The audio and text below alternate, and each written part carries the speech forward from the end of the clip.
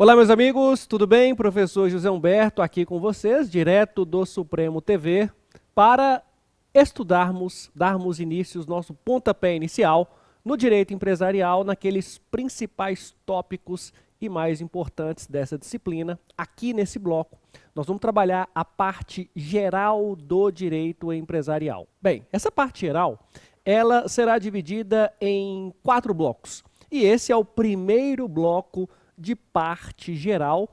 Como vocês vão observar, teremos um detalhamento quanto a cada uma dessas partes da parte geral, evidentemente. Você observará e vai entender muito bem nessa sequência desses blocos como que é importante para o seu estudo e a compreensão, desde o primeiro bloco até o quarto bloco, do que trata da parte geral. Atenção que durante nessa nossa primeira parte, esse primeiro bloco, nós teremos já artigos que são cobrados com frequência nas provas e você precisa ter muita atenção. Por isso, 2 dicas rápidas aqui para que essas 2 dicas possam nos acompanhar durante todo o nosso estudo do direito empresarial. A primeira é, e não se esqueça disso, que o direito empresarial, nas provas em geral, ele é baseado na letra da lei, lei seca, ou seja, o artigo. O que está ali expressamente consignado naquele artigo, ele tem muita validade, muito peso para a nossa preparação. Então, o que eu peço para vocês? Que ao mencionar um artigo aqui, você marque no seu código, ou você anote esse artigo, para depois fazer a leitura, a releitura, enfim, ter essa sintonia com o dispositivo, porque ele vai te ajudar demais na hora da execução, na hora de resolver este problema, a questão na sua prova. E uma segunda dica, que também é muito importante, você sabe que os professores aqui do Supremo estão à disposição de vocês.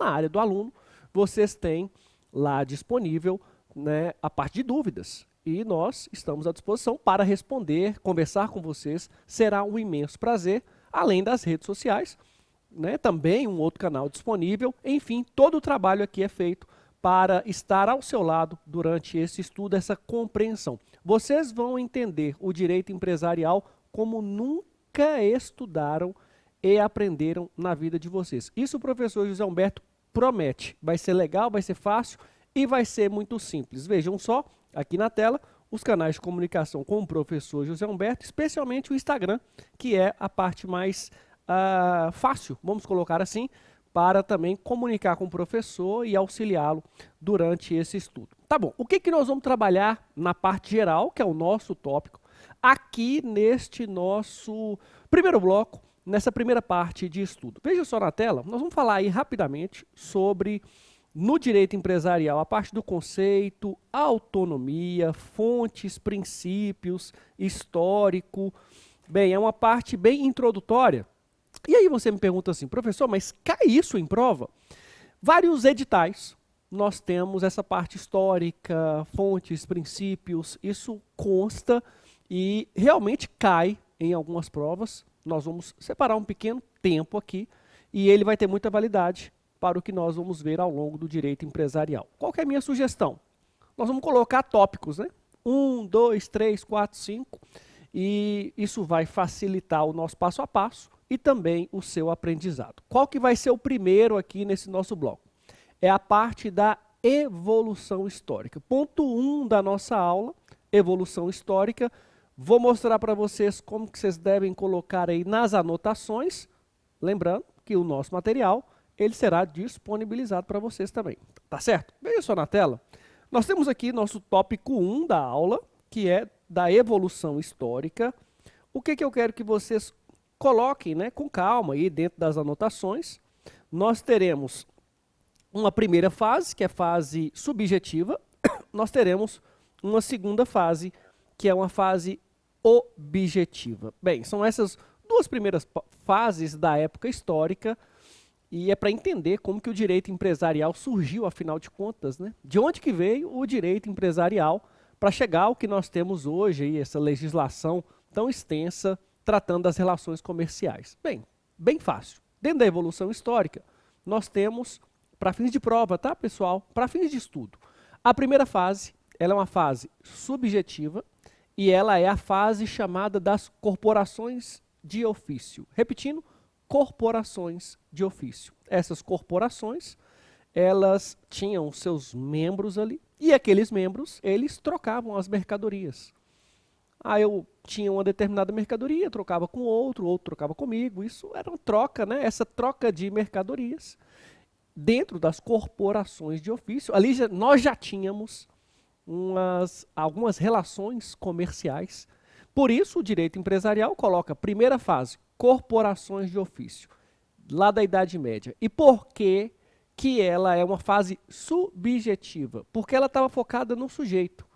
Quem praticava a troca das mercadorias era considerado, né, comerciante, enfim, fazia essas trocas. Era baseado no sujeito, subjetivo. Veja na tela aqui, nós temos que é a fase da Idade Média, corporações de ofício, usos e costumes utilizados pelos membros das corporações de ofício.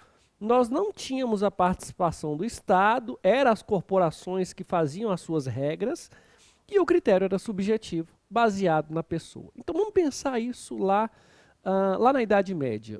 Essas trocas, né? Os membros das corporações fazendo ali as trocas. E isso foi expandindo. Deu muito certo. Ultrapassou fronteiras, começou a se expandir entre os países e chamou a atenção do Estado. O Estado se interessou por essas relações e decidiu assumir o controle das operações. Peraí, essas trocas agora serão regulamentadas por mim, Estado. E aí chegamos na segunda fase. Essa segunda fase, para fins de prova, é uma fase objetiva, é importante você colocar isso.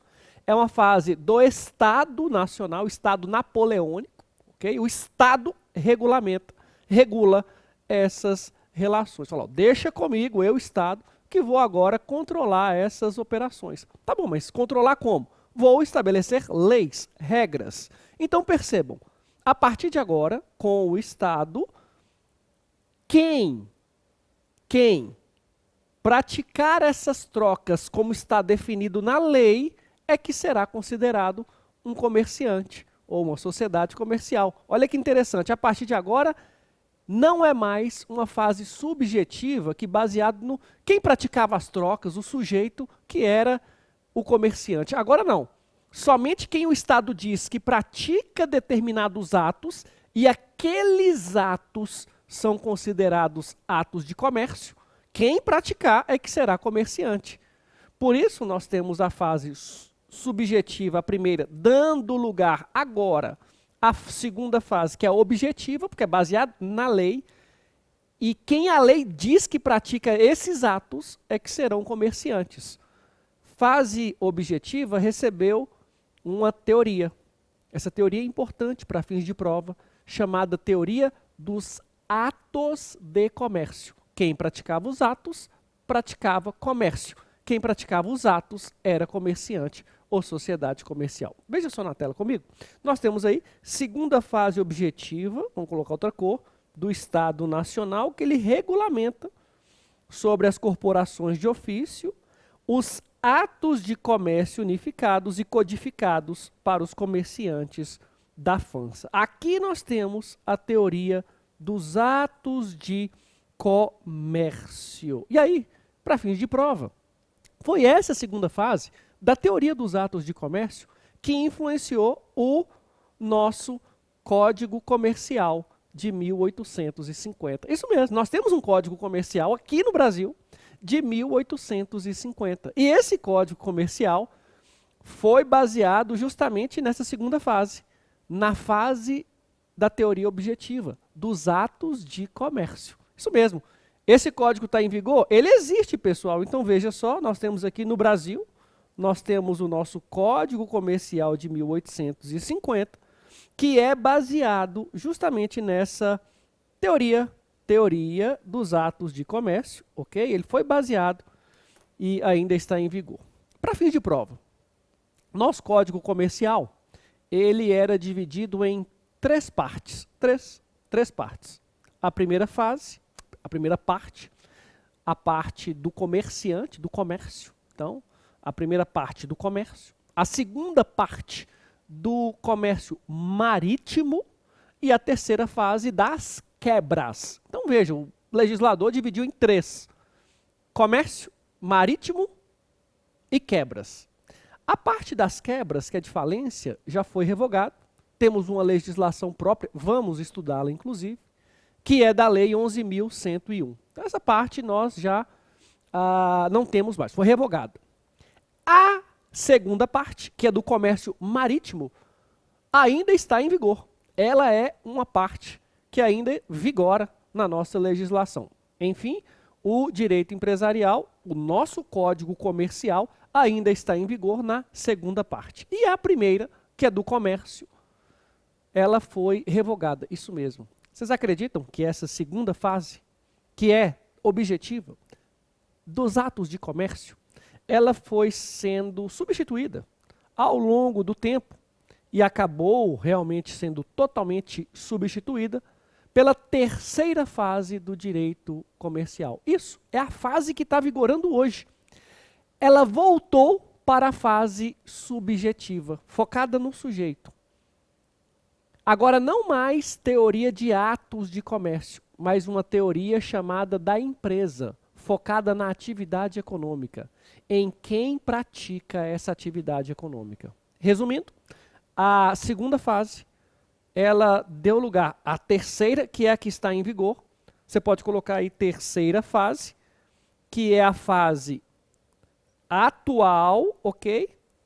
Que é a que substitui a teoria dos atos de comércio para a teoria da empresa.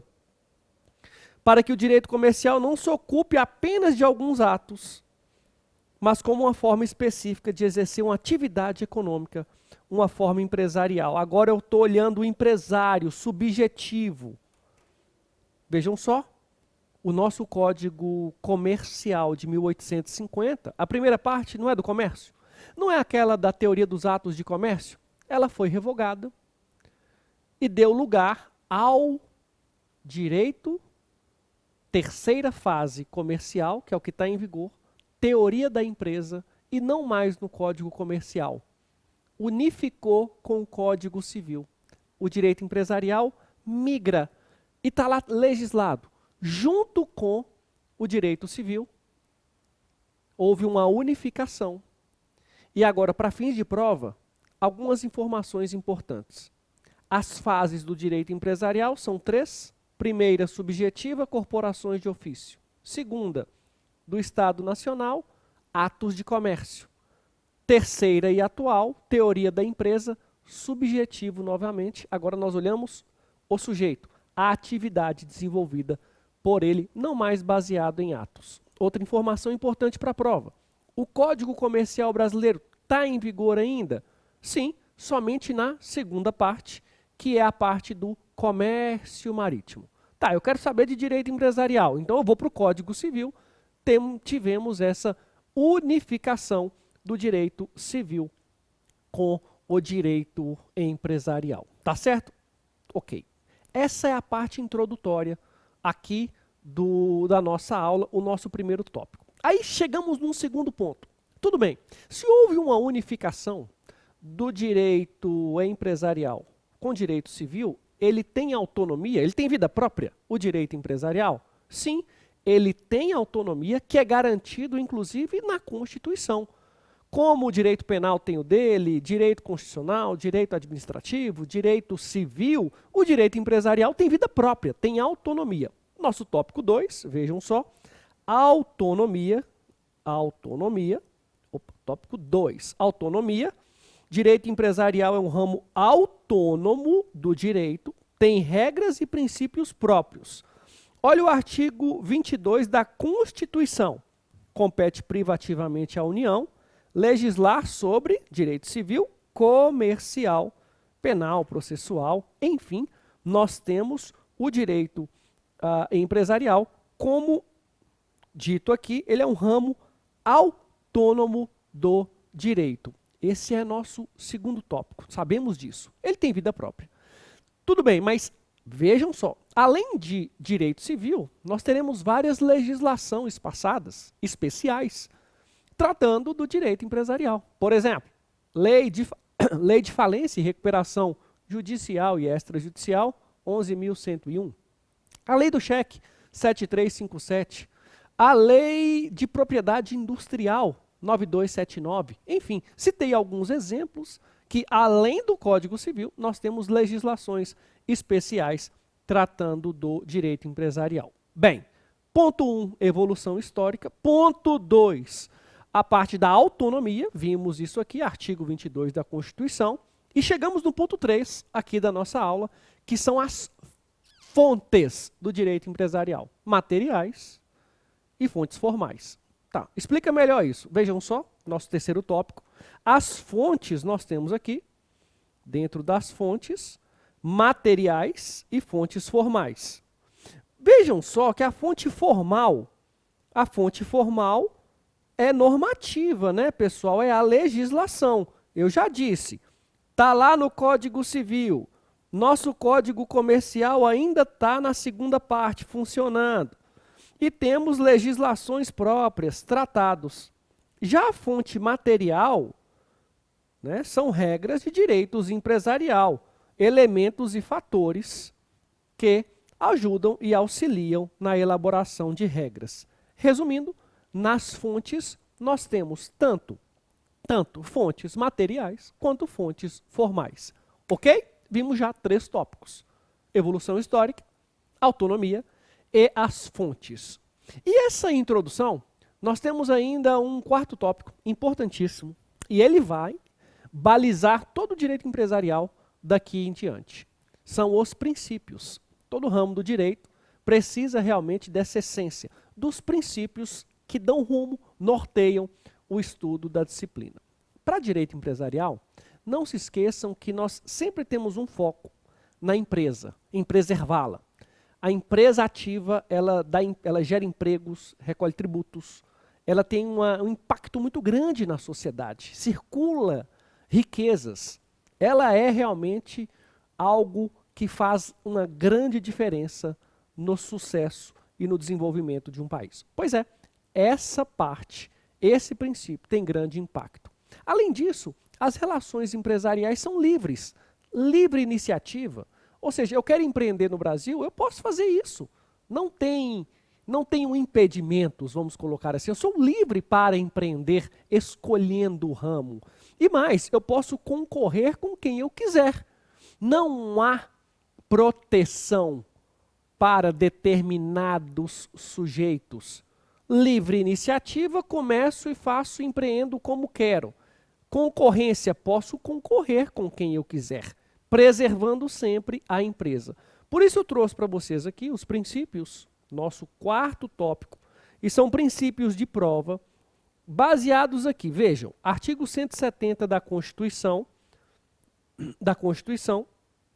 a ordem econômica, fundada na valorização do trabalho humano e na livre iniciativa, tem por fim assegurar a todos a existência digna, conforme os ditames da justiça social, observando os princípios, propriedade privada e olha ela aqui, ó, livre concorrência. Então percebam que nós temos aqui pelo artigo 170, eu posso começar a empreender no Brasil do jeito que eu quiser, eu tenho livre iniciativa. E eu posso concorrer também com quem eu quiser. Por quê? Se tiver prática de concorrência desleal, o Estado atuará e aplicará as sanções. E mais, eu ainda devo observar o princípio para preservar a empresa e a função social da empresa, ou seja, gerador de emprego e riqueza. Resumindo, nós temos 4 princípios aqui basilares e importantes que nortearão o direito empresarial e para a sua prova. Princípio da livre iniciativa, comércio, empreendo como eu quiser. Livre concorrência, né? Eu posso concorrer com qualquer um e se tiver prática ilegal, o Estado atuará. Além da preservação da empresa e função social da empresa. Tudo isso nos mostra o peso da empresa, do empreendedor aqui no nosso país. Perfeito? Então, olha só. Nós temos aqui, dentro desse cenário, essa nossa introdução da parte geral, evolução histórica, a autonomia, as fontes e também os princípios. Ok. O que isso nos mostra? Que, resumindo, o direito empresarial hoje, ele está grande parte legislado no Código Civil, que a fase é a terceira, que é a teoria da empresa, é o que está aplicado, baseado no sujeito, fase subjetiva, e que o direito empresarial tem vida própria, tem autonomia, princípios próprios, fontes materiais e fontes formais. Enfim, ele é um ramo autônomo do direito. E agora, nós vamos dar sequência nesse bloco, no tempo que nos resta, para falar sobre o empresário, o sujeito que agora, como eu disse, é subjetiva a teoria, né? Teoria da empresa, e é ele quem nos interessa. O que você vai colocar aí na sua anotação? Ponto 5, ok? Empresário, conceito, é sobre ele que nós vamos falar. E atenção, muita atenção aqui, porque nós vamos falar do artigo mais cobrado em direito empresarial em todas as provas. Isso mesmo, o artigo mais cobrado em direito empresarial em todas as provas. Tudo bem, professor? Qual é esse artigo? Tópico 5, empresário, conceito, e o artigo é o 966. Lembrando, nós estamos no Código Civil. Se mudarmos a legislação, eu falo com vocês, mas estamos no Código Civil e nosso artigo é o 966. Tá bom, o que traz esse artigo? Fala o seguinte, olha, é o conceito de empresário. Quem é empresário para todos os efeitos aqui no Brasil? Diz esse artigo o seguinte, empresário é quem, veja na tela, considera-se empresário quem exerce profissionalmente atividade econômica organizada para a produção ou circulação de bens ou de serviços. Veja, eu vou até colocar em cores diferentes para vocês. Exerce profissionalmente, atividade ela é econômica, além disso, ela é organizada para produção ou a circulação de bens ou de serviços. E por que 5 cores diferentes? Porque empresário é mão cheia, são 5 elementos. Lembra que empresário busca o lucro. Empresário é mão cheia, empresário busca o lucro. Poxa, isso é muito legal. E esse artigo, como eu disse, é o mais cobrado de todas as provas no direito empresarial. Muito visado. O que você tem que fazer aí? Bota 10 asteriscos nesse artigo, você precisa realmente ter segurança nele. Bem, olha só, algumas considerações importantes sobre o empresário aqui, e você não deve esquecer isso. Ele está no singular. Por estar no singular, nós estamos falando de apenas uma pessoa. Aqui, quando fala o empresário é quem exerce profissionalmente atividade econômica organizada, produção ou circulação de bens ou de serviços. Eu estou falando de uma pessoa, é individual, empresário, é uma pessoa só, ok?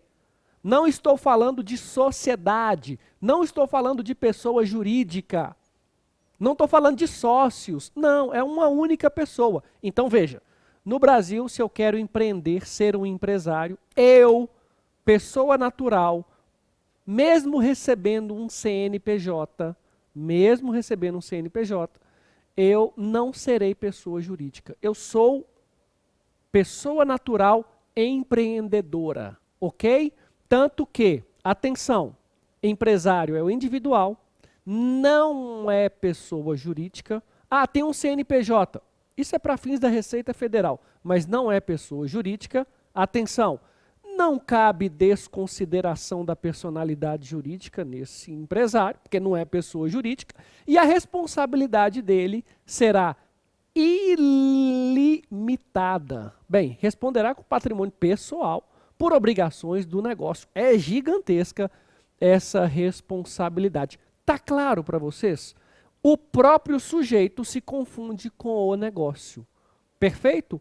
É o empresário no Brasil. Temos vários exemplos aí. Aquele que tem uma padaria, no comércio em geral, né, pessoal? Padaria, açougue, a loja de diversos ramos aí, né, de manutenção de veículos, acessórios, pneus, etc.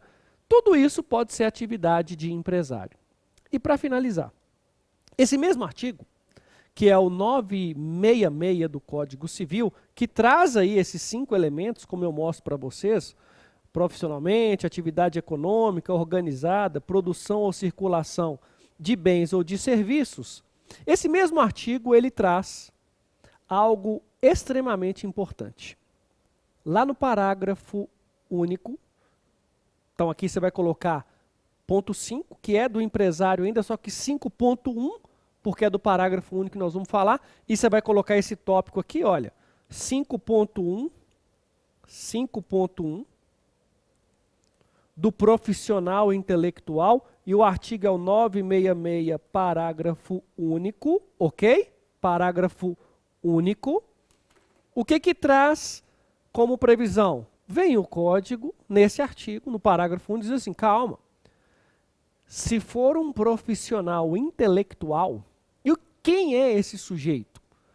O artigo explica, é aquele sujeito que exerce uma atividade de natureza científica, artística, literária.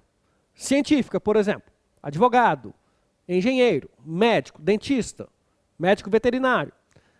Artística, o cantor, o pintor, o escultor. Literária, escritor, redator. Esses sujeitos,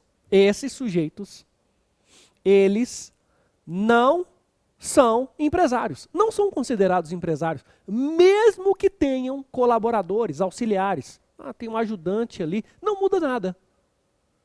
Ah, o advogado, José Humberto, não sou empresário, eu sou profissional intelectual de natureza científica. Ah, o José Humberto tem uma secretária, não muda nada. Tem 2, não muda nada. Tem estagiário, não muda nada. Não sou empresário, mesmo porque na advocacia nós temos uma vedação legal do nosso estatuto em exercício da advocacia de forma mercantil. Não pode, não tem jeito. E aí vejam só, atenção, esse parágrafo único diz assim, se o profissional intelectual exercer a atividade com elemento de empresa, aí ele será considerado empresário. Tá, explica melhor isso que ele vai ser considerado empresário. Vejam só, um médico veterinário que abre uma pet shop. Ali, pet shop, está muito mais para o aspecto empresarial do que intelectual, porque o médico veterinário cuida dos animais. Na parte técnica, na parte de conhecimento científico. O pet shop não. Pet shop é venda de produtos, ração, banho e tosa, enfim, não precisa ser um médico veterinário para essa atividade de pet shop. Ou seja, há um elemento empresarial aí sobrepondo o profissional, a parte intelectual. Resumindo, profissional intelectual não é empresário, mesmo que tenha auxiliares ou colaboradores, mesmo que tenha, salvo se houver elemento de empresa. Havendo este elemento, ele será considerado empresário, como no exemplo do médico veterinário, que é ali proprietário de uma pet shop, ele é empresário de uma pet shop, esse que é o termo correto. Perfeito, pessoal? Esse nosso primeiro bloco, parte geral, parte de introdução, nós trabalhamos 5 tópicos, ok?